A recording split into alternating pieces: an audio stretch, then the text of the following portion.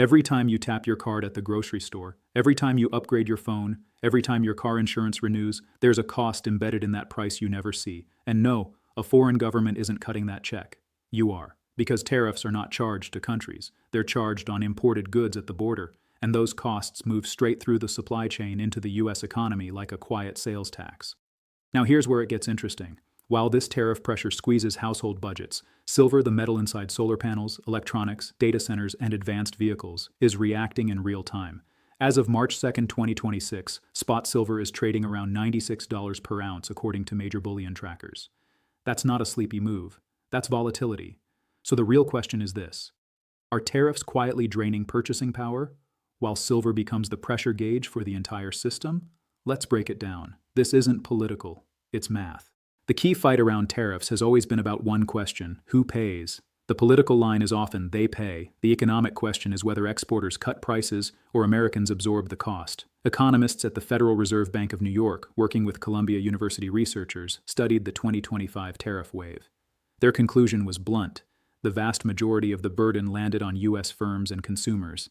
They tracked how the average tariff rate rose from roughly 2.6% early in 2025 to about 13% by year end. Here's what that means in plain English. If a product costs $100 to import and there's a 25% tariff, someone owes $25 at the border. That someone is usually the U.S. importer. From there, the cost gets passed along through higher retail prices, tighter margins, or both.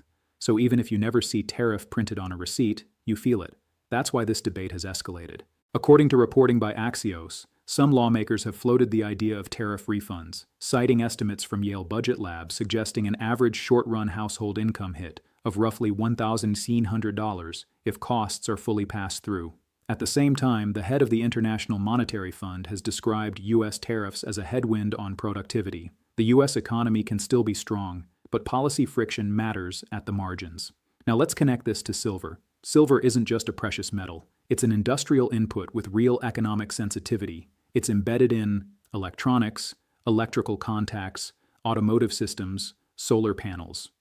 The Silver Institute expects the silver market to remain in deficit for a sixth straight year in 2026. Even with global supply projected around 1.05 billion ounces and mine production near 820 million ounces, demand still outpaces supply. That means the market relies on above-ground inventories to plug the gap. At the same time, high prices trigger thrifting and substitution. Solar manufacturers, for example, have strong incentives to reduce silver usage when prices spike, and solar has represented a significant share of global silver demand in recent years, making that tug of war critical. Now, layer tariffs on top. Research discussions from J.P. Morgan describe how tariff uncertainty contributed to physical tightness in the silver market, with metal flows shifting as traders hedged policy risk. That kind of supply rerouting can amplify volatility. So silver isn't just reacting to inflation vibes. It's responding to price pressure from tariffs, shifting rate expectations, currency moves, industrial demand, and real physical supply constraints. Silver has two personalities. When fear rises, it trades like a monetary metal. When construction and electrification surge, it trades like an industrial metal. Right now, it's trying to price both at the same time. Quick reality check for your audience. When you see silver at $96, that's spot. If someone buys physical coins or bars, they pay spot plus a premium. Dealers like APMEX explain that the bid-ask spread reflects fabrication, distribution, and demand spikes. Spot is a benchmark. Physical is a different market. Now let's talk scenarios, not predictions. If tariff pressure remains sticky, inflation expectations can stay jumpy. In that world, a structurally tight silver market with recurring deficits can stay supported. If tariffs roll back or refunds materialize, some near-term price pressure could ease.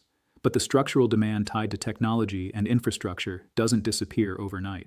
If solar substitution accelerates aggressively, industrial demand could soften. That would matter. The point is this: tariffs push prices higher. Higher prices squeeze households. That influences rate expectations and currency dynamics, and those shifts ripple straight into metals. According to the Federal Reserve Bank of New York analysis, most of the tariff burden lands domestically. So whether someone trades futures, stacks physical silver, or just wants grocery bills to calm down, the connecting thread is simple. Policy choices show up in prices, and silver is one of the fastest truth tellers in the market. If you want a strong closing line for your audience, use this: tariffs don't hit countries, they hit people. And when policy uncertainty rises, silver doesn't whisper, it reacts loudly. If you'd like, I can also structure a clean Part 2 outline that breaks down spot versus physical premiums, how above-ground inventories really work, and how to track tariff headlines without getting pulled into emotional swings.